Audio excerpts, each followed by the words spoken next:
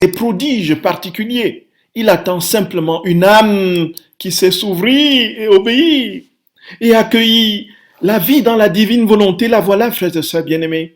Elle n'est pas un ensemble de techniques intellectuelles pour se mémoriser ce qu'on n'a pas oublié des rondes que l'on fait. Ce n'est pas une disposition intellectuelle, sinon ce serait une spiritualité des intellos. Ce n'est pas parcourir avec ses méninges la création, la rédemption et les œuvres de sanctification. Il s'agit, frères et sœurs bien-aimés d'amour, d'ouvrir son cœur largement, le plus largement possible, pour accueillir la grâce insigne de Dieu qui vient se communiquer. Cette grâce qui est sa propre vie divine. Et c'est donc le cœur qui parle.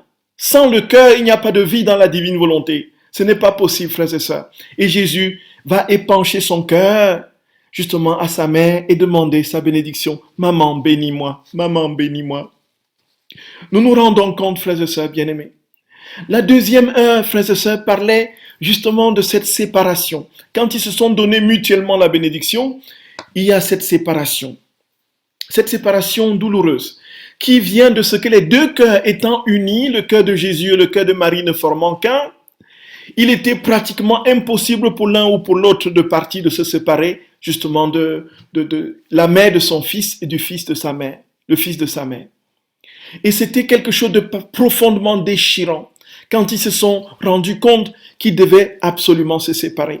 Et Louisa va dire que sa maman va s'effondrer.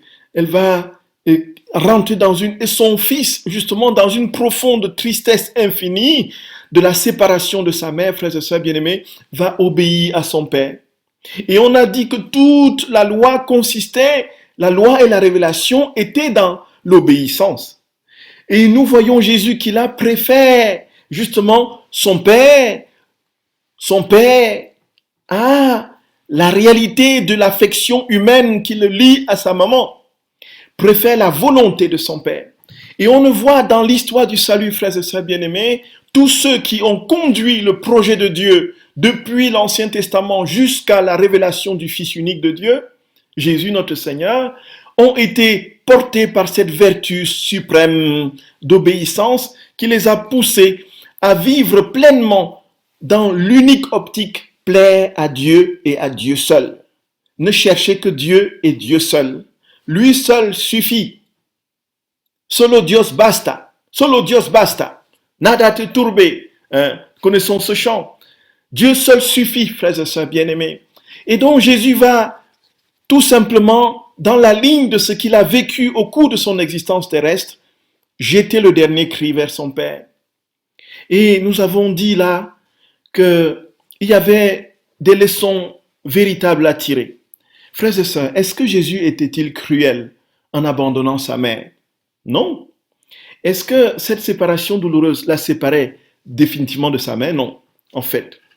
Quand on lit Luisa Picaretta, on se rend compte qu'il y a un ensemble de séparations que le Seigneur lui demande.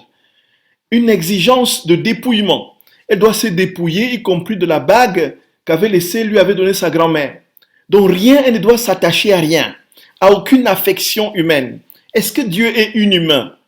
Puisque nous sommes profondément ancrés dans une humanité qui est marquée par des affections, comment pouvons-nous, frères et sœurs bien-aimés, nous départir de ce côté de nous-mêmes qui fait que nous sommes véritablement humains? Ne reconnaissons pas un humain par sa capacité à être humain, tout simplement, à être compatissant, à avoir des affections, à pleurer. Jésus n'a-t-il pas pleuré sur Lazare, ainsi de suite. Est-ce à dire que lorsqu'on se coupe de tout, on devient inhumain? Non, ce n'est pas cela. Il ne s'agit pas de se couper de tout pour se couper de tout. Il s'agit de se donner totalement, de se couper de tout, dont des accessoires, pour se donner à Dieu, qui est la plénitude de tout, qui est la plénitude même, et c'est en lui donc que l'on retrouve tout. Cette fois-ci, transfiguré, embelli par sa vie divine. Voyez, frères et sœurs bien-aimés, quand on a tout donné à Jésus, quand on a tout abandonné à Dieu, il nous donne tout en retour, cette fois-ci de manière sublime, infiniment plus lumineuse que si nous nous étions attachés à ces réalités limitées, éphémères, temporelles, qui ne peuvent pas nous combler. Vous voyez, frères et sœurs d'amour, vous voyez ça? Oh mon bon Jésus, merci Seigneur, merci mon roi, merci, merci pour tant d'amour, pour tant d'amour. Et c'est pour cela que dans la vie divine, dans la divine volonté, on se détache d'abord de tout. Donc c'est un exercice de dépouillement et pour pouvoir recevoir le tout qui est Dieu. Et en recevant le tout qui est Dieu, puisque tout est en Dieu, nous recevons toutes choses, nous retrouvons toutes choses de manière sublime et inouïe. Frères et sœurs d'amour, et nous avons dit aussi qu'il fallait donc que l'on essaye de se détacher des affections, y compris quand on est dans la relation avec Dieu. Il y a des moments où nous sentons Dieu très présent. Et il y a des moments où on ne le sent pas du tout. On croit qu'il est absent, qu'il n'est pas là simplement parce qu'on ne le perçoit pas, parce qu'on ne le sent pas. Frères et sœurs, en ce moment particulier, qu'est-ce qui se produit? Dieu, quand il ne se fait plus sentir, il est au plus profond de nous-mêmes, plus profond que jamais, plus profondément que jamais. Alors, qu'est-ce qu'il fait? Il nous émonde.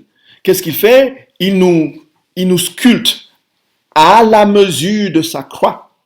Et une fois à la mesure de sa croix, frères et sœurs bien-aimés, nous embrassons l'humanité, passé, présent et futur. Mon Jésus, merci. Frères et sœurs, peut-être nous n'aurons pas le temps, nous n'avons plus que 7 minutes pour parler de la troisième heure. Cette troisième heure, Luisa Picaretta nous dit un peu ce qui s'est passé au Cénacle. C'est la troisième heure de 19h à 20h.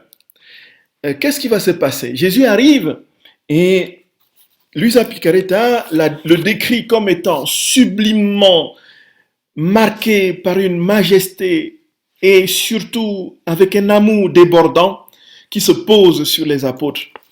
Et tout est amour en lui, dit Luisa. Et donc Jésus va regarder ses apôtres et puis il va prendre le repas. Frères et sœurs bien-aimés, qu'est-ce que nous avions dit l'autre jour? Nous avions dit que tout dans la vie de Jésus, absolument tout, y compris dans ce qu'il y a d'infinitésimal, d'infiniment petit, Jésus l'utilise pour le salut de l'humanité. Voyez? Jésus l'utilise, frères et sœurs bien-aimés. Rien, aucune respiration, aucun geste de Jésus n'est passé sans fruit dans l'ordre du salut de l'humanité. Donc, quand il a marché, quand il a regardé, quand il a parlé, tout ce qu'il a fait au cours de son existence terrestre, y compris manger, c'était en vue du salut de l'homme. Et donc, il réparait toutes les actions qui n'étaient pas faites, toutes les pensées, ainsi de suite. Et qu'est-ce qu'il fait au dernier repas? Il va manger pour réparer toutes les gourmandises, n'est-ce pas, de tous les humains, de tous les temps, passé, présent et futur. Et donc, tout est amour en lui. Et il répare, frères et sœurs bien-aimés, pour toutes les gourmandises. Et puis, un autre élément que nous notons, qui est assez marquant, c'est cette mise en perspective de deux personnages, Judas et Jean, dont parle très clairement Luisa dans cette troisième heure. Judas porte en lui l'enfer et simplement, frères et sœurs, parce qu'il a décidé d'aller jusqu'au bout de son projet. Et certains disent que une mauvaise théologie dit qu'il fallait de toutes les façons que Dieu soit trahi, que Jésus soit trahi.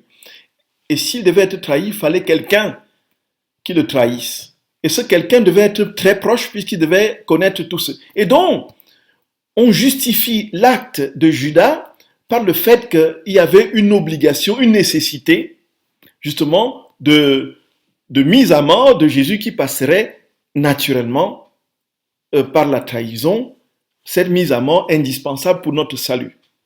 Frères et sœurs bien-aimés, nous ne pouvons pas penser que Jésus ait créé Judas pour le trahir, que Judas ait été choisi pour qu'il joue le rôle de traître dans le groupe des disciples, que Judas ait été appelé pour accomplir la basse besogne, que Jésus ait inspiré à Judas d'aller le trahir pour qu'il sauve l'humanité.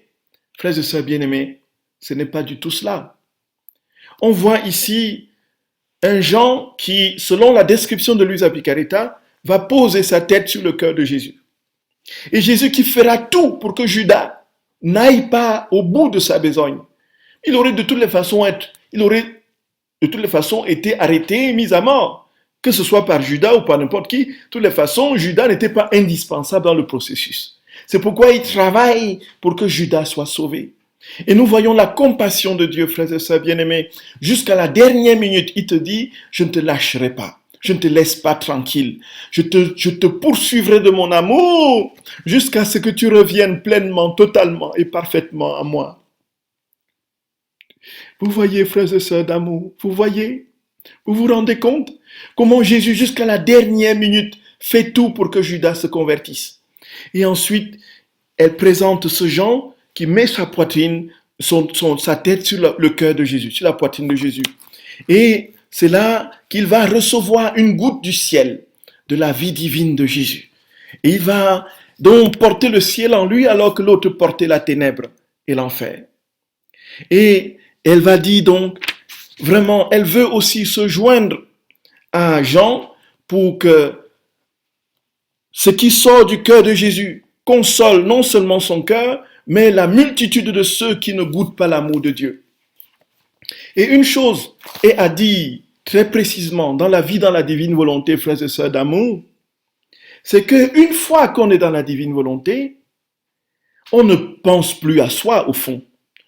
Ce n'est plus nous qui vivons, c'est Dieu qui vivant en nous est porté à penser aux autres. On comprend pourquoi lui, à chaque fois, renvoie tout vers toutes les personnes qui sont perdues et ne pense plus à elles, simplement parce que Dieu vivant en elles la pousse à n'avoir de pensée, d'amour inconditionnel que pour Dieu, que pour lui et pour les autres. Et ceci, frères et sœurs, c'est le secret de la victoire chrétienne.